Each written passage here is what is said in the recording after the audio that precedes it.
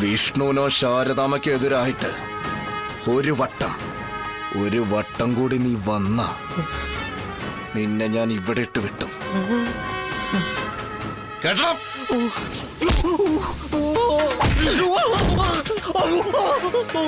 ഞാൻ വരൂല. പോട്ടടാ ബാലേന്ദ്രം മോനെ.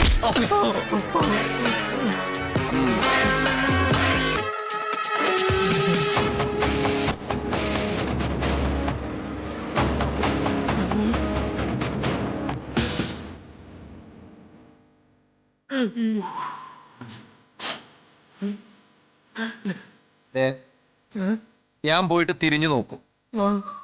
അതിനിടയില് ഈ കോലത്തിൽ നിന്നെങ്ങാനും നീ മാറിയ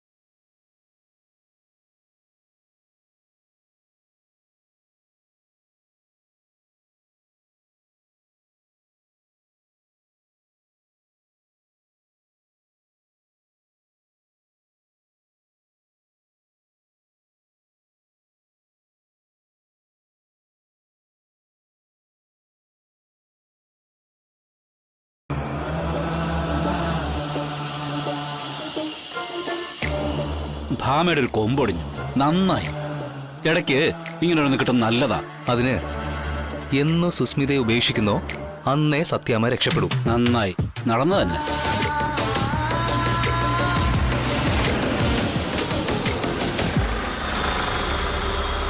ആ ദാ വന്നു തോന്നുന്നു.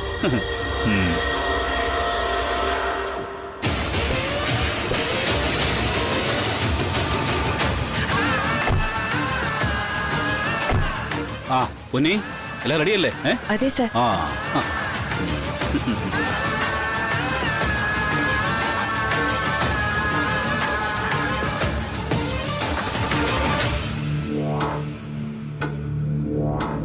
എന്താ എല്ലാരും കൂടി? കാര്യമുണ്ട്.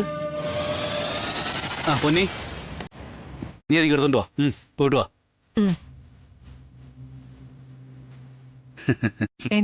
എന്താ കാര്യം? പറയാം.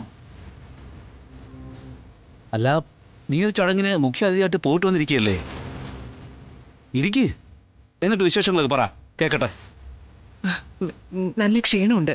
ഡ്രസ്സൊക്കെ ഒന്ന് മാറിയിട്ട് വരട്ടെ. ഡ്രസ്സ് മാറിയെത്തിയിരുന്ന ക്ഷീണം അല്ലല്ലോ ഭാമേ ഇപ്പൊ നിനക്കുണ്ടായിരിക്കുന്നത്.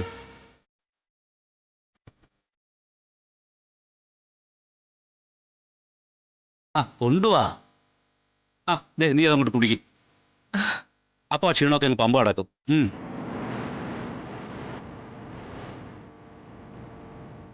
എന്താ ഇത്? പായസം. അത് മനസ്സിലായി. എന്താ വിശേഷം? പൊന്നി ദേ നീ ഒന്ന് സുസ്മിതയ്ക്ക് കൊടു. എടുക്ക് സുസ്മിതേ. എടുക്കേ.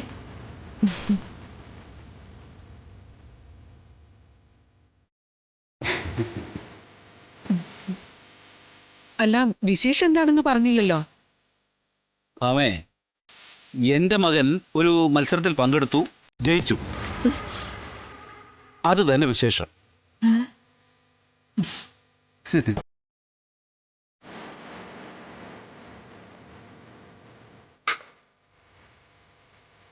ഓ, അമിത ആവേശത്തിന്റെയും ആഹ്ലാദത്തിന്റെയും കാരണം ഇപ്പോഴല്ലേ എനിക്ക് പിടികിട്ടിയത്.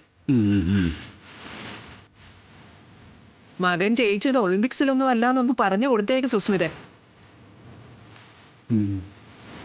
വർഷങ്ങളായിട്ടുള്ള ബന്ധുവാ നിർമ്മലയും പത്രോച്ചായനുമായിട്ടുള്ളത്. അവരുടെ മില്ലിലെ കൂലിക്കാരനായി മകൻ നിൽക്കുന്നത് കണ്ടപ്പോഴേ പായസം വെച്ച് ആഘോഷിക്കാനുള്ള സന്തോഷമൊന്നും സത്യഭാമയ്ക്ക് തോന്നിയില്ല രാഘവേട്ട.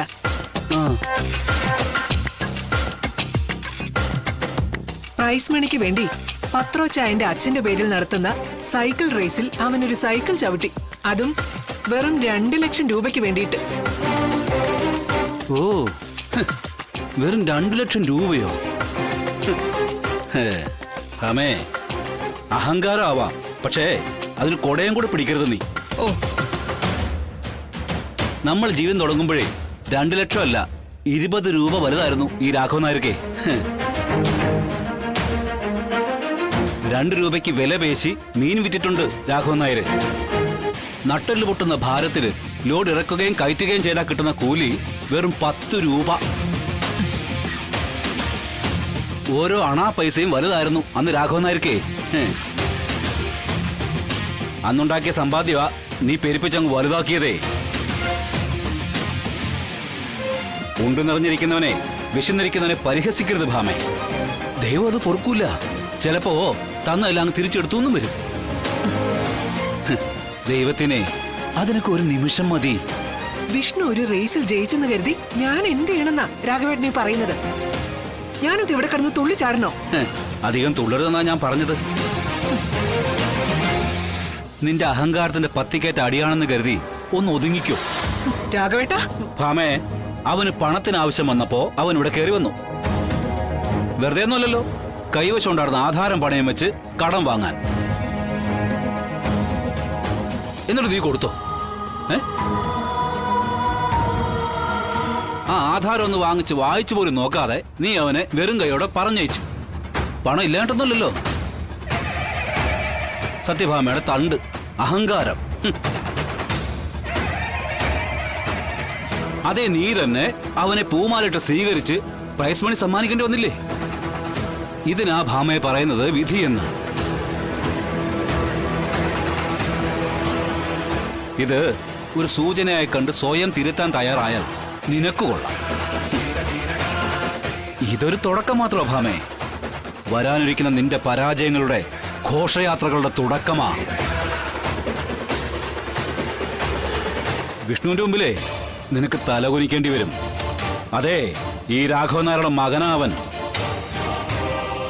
50 രൂപയും കൊണ്ട് മാർക്കറ്റിലിറങ്ങിയ രാഘവൻ നായർക്ക് ഇത്രയൊക്കെ എത്താമെങ്കിലേ അതിനപ്പുറത്തെത്താനാവും എന്റെ മോൻ വിഷ്ണുവിന്. കഴിഞ്ഞു. ഇതിവിടെ വെച്ച് തീർക്കാൻ നിനക്ക് മനസ്സുണ്ടായ ഇതിവിടെ കഴിയും. ഇനിയും തുടരാനാണ് ഭാവമെങ്കിൽ തുടർന്നുകൊണ്ടേയിരിക്കും. സാരോപദേശം കഴിഞ്ഞോന്ന് മാത്രം ഞാൻ ചോദിച്ചത്. ഓ, തുടങ്ങി വെച്ചതൊന്നും നിർത്താൻ സത്യഭാമയ്ക്ക് ഉദ്ദേശമില്ല രാഘവേട്ട. സൈക്കിൾ റേസിലല്ല, ജീവിതത്തിൽ അവനൊന്ന് ജയിച്ചു കാണിക്കട്ടെ, മകനായാലും മരുമകളായാലും. കഷ്ടം.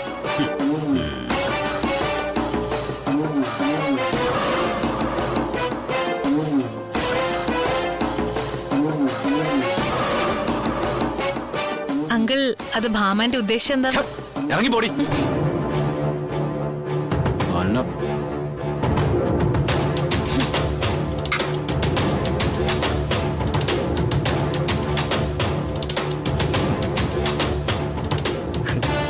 അത് നന്നായി. പൊന്നി, നീ ആ പായസം കൊണ്ടുവാ. പിള്ളേ, താൻ എടുക്കടോ. ഇടോ, എടുത്തുകൊണ്ട് കുടിക്കടോ. പൊന്നി, നീ ഒരു ഗ്ലാസ് കുടിക്ക്.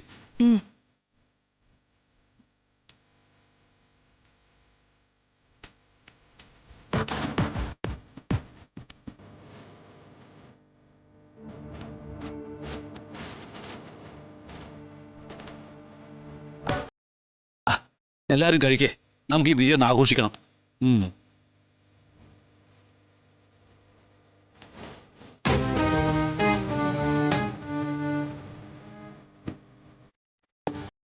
എടോ, അങ്ങോട്ട് നോക്കി നിൽക്കാതെ കഴിക്കടോ. ഇയാൾ ഇറങ്ങത്തില്ലേ അങ്ങോട്ട്?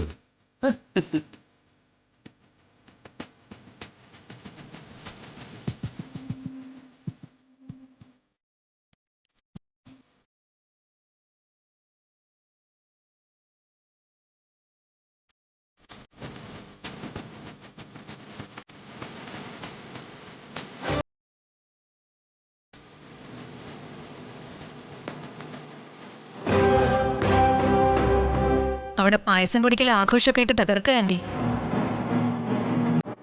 അങ്ങനെ അങ്ങ് ജയിക്കാൻ വിടാൻ പാടില്ല ആന്റി. എന്തെങ്കിലും ചെയ്യണം.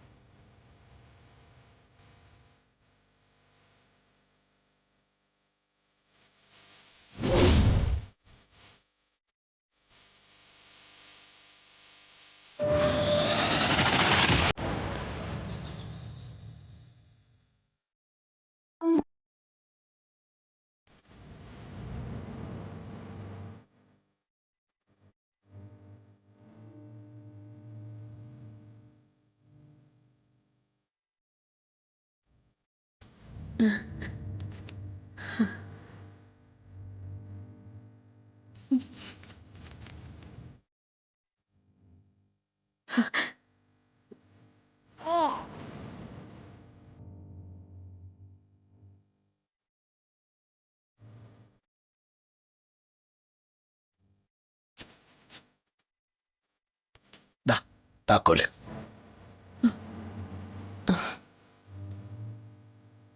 ആ ബാലേന്ദ്രൻ പൂട്ടിയ വൃത്തികെട്ട പൂട്ട് തുറന്ന് ശാരദാമ്മ ഐശ്വര്യമായിട്ട് ഹോട്ടലിലേക്ക് കയറ്. വേണ്ട മോൻ.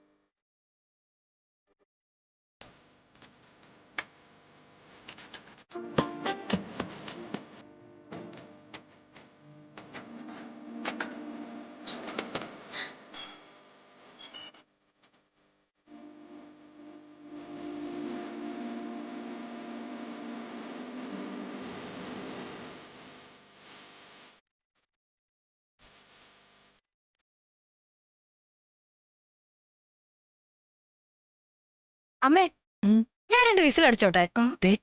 അടങ്ങി നിൽക്കി വേണേ. നല്ലൊരു ദിവസമായിട്ട് എന്റെ കയ്യിൽ നിന്ന് വാങ്ങിച്ചു കൂട്ടല്ലേ. ശാരദാമ്മ ഇനി ഐശ്വര്യമായിട്ട് അങ്ങോട്ട് ഇരുന്നാട്ടെ. അവിടെ ഇരിക്കുന്നതിന് മുമ്പ് എനിക്ക് എല്ലാരോടുമായിട്ട് 2 വാക്ക് പറയാനുണ്ട്. കുടുംബശ്രീയും ശാരദയും മക്കളെയും സ്നേഹിക്കുന്നവരാ ഇന്നിപ്പോ ഇവിടെ ഉള്ളത്. പ്രത്യേകിച്ച് ഒരു നേട്ടമൊന്നും പ്രതീക്ഷിക്കാതെ സ്നേഹിക്കുന്നവര്.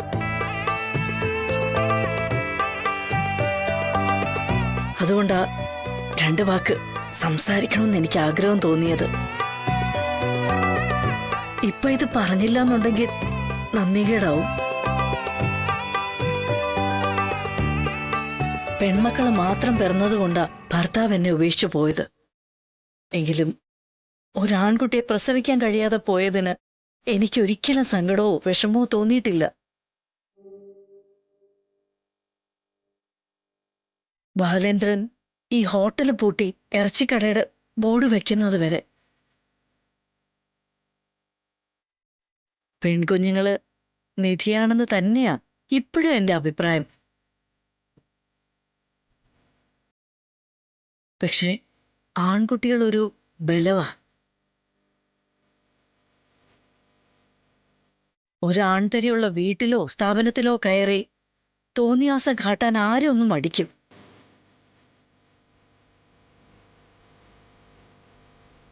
ഒരാൺകുട്ടി ഉണ്ടായിരുന്നെങ്കിൽ ബാലേന്ദ്രൻ ഇത്രയും തെമ്മാടിത്തരം ഇവിടെ വന്ന് കാട്ടില്ലായിരുന്നല്ലോ എന്ന് അന്ന്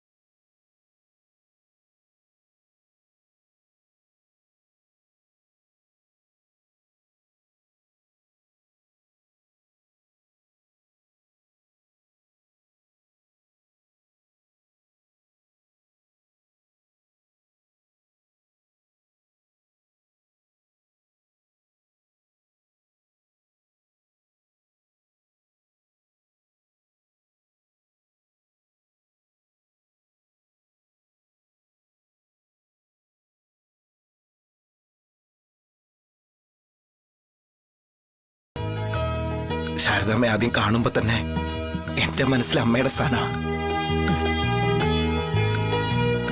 ശാലിനെ ഞാൻ വിവാഹം കഴിച്ചിരുന്നില്ലെങ്കിലും അതങ്ങനെ തന്നെ ആയിരുന്നേനെ. മോനെ, കുടുംബശ്രീക്കോ നിങ്ങൾക്ക് ആർക്കെങ്കിലോ ഒരു ദോഷവും വരില്ല, ഈ വിഷ്ണുവിന് ജീവനുള്ള കാലത്തോളം.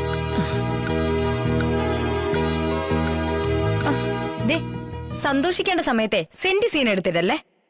ഭയങ്കര ബോറായി പോകുമേ.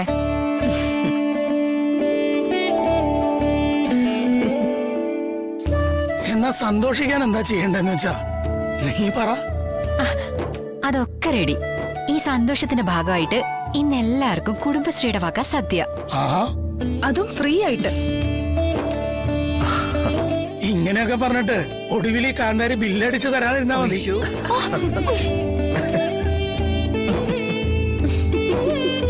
അല്ല ശാരദാമ്മേ, ഹോട്ടൽ പൂട്ടിക്കിടന്നിട്ടും നിങ്ങൾ എങ്ങനെയാ സദ്യ ഉണ്ടാക്കിയത്? ആ അത്യാവശ്യം ആൾക്കാർക്ക് ഭക്ഷണം ഉണ്ടാക്കാനുള്ള പാത്രവും സൗകര്യവും ഒക്കെ വീട്ടിലുണ്ടല്ലോ ശങ്കരേട്ടാ. ആ, അതൊക്കെ വെച്ച് ഞങ്ങൾ എല്ലാരും കൂടെ അങ്ങ് ഒത്തുപിടിച്ചു. ഇനി നിങ്ങൾ എല്ലാരും കൂടി ഒന്ന് ഒത്തുപിടിക്കണം. കഴിക്കാനല്ലേ? അതിന് ഞങ്ങൾ എപ്പോഴാ റെഡിയാ. കഴിക്കാനല്ല, തയ്യാറാക്കി വെച്ചിരിക്കുന്ന ഭക്ഷണ സാധനങ്ങള് ഹോട്ടലിലേക്ക് ഒന്ന് എടുത്തു വെക്കണം. ആഹാ, വിളമ്പുന്ന കാര്യമൊക്കെ ഞങ്ങളേറ്റു. അതാണോ? അതിന് ഞാൻ ഒറ്റയ്ക്ക് മതി. ബില്ലില്ലാന്ന് പറഞ്ഞപ്പോഴേ ശങ്കരൻ ഉഷാറായി കേട്ടോ.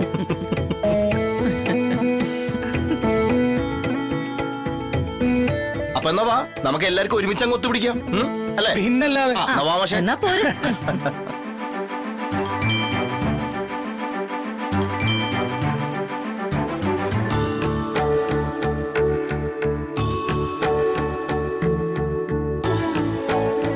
കുഞ്ഞേച്ചി, ഇതാ മോള്.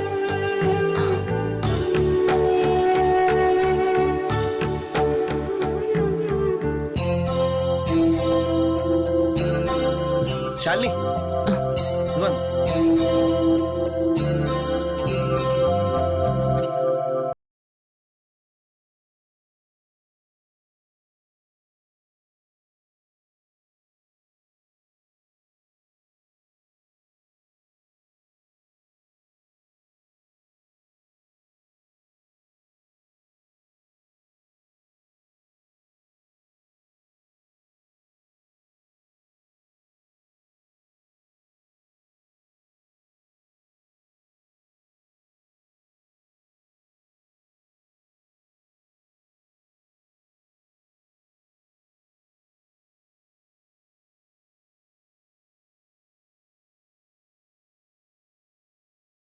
ചേച്ചിയുടെ സന്തോഷം.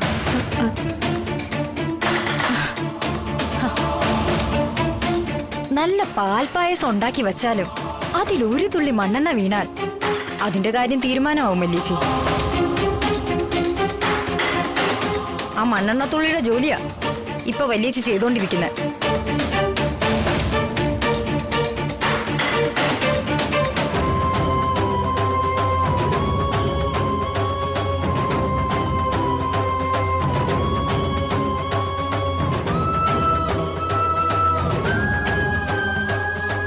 ഒരാൺകുട്ടി ഉണ്ടായിരുന്നെങ്കിൽ ബാലേന്ദ്രൻ ഇത്രയും തെമ്മാടിത്തരം ഇവിടെ വന്ന് കാട്ടില്ലായിരുന്നല്ലോ എന്ന് അന്ന് ആദ്യമായിട്ട് ഞാൻ സങ്കടപ്പെട്ടത്. എനിക്കൊരു മോനില്ലാതെ പോയി.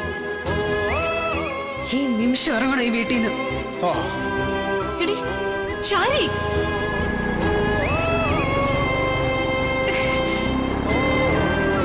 നല്ല പാൽപ്പായസം ഉണ്ടാക്കി വെച്ചാലും അതിൽ ഒരു തുള്ളി മണ്ണെണ്ണ വീണാൽ അതിന്റെ കാര്യം തീരുമാനമാവും വല്യേച്ചി.